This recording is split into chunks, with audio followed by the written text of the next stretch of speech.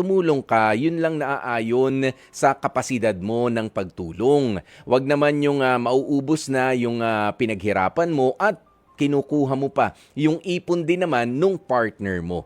'Di ba? Maganda kasi na yung sapat lang ang naitutulong mo, yung maalwan para sa para doon sa partner mo, kung mahihiraman mo man siya, kung kukulangin, pero wag naman din sana yung walang paapaalam. Okay, kapag tayo ay kinukulang ng ibibigay sa ating mga magulang, sa ating mga kapatid. Plus, i-check din natin na yung pagtulong ba natin ay reasonable pa?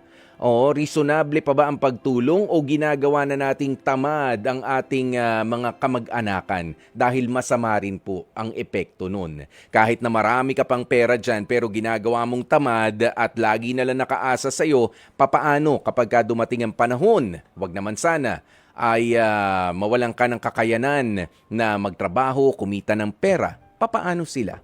Hindi nila alam kung papaano ang gumawa ng trabaho, papaano ang kumita ng sarili nilang pera. 'Di ba? Natulungan mo ba sila sa paraan na 'yon?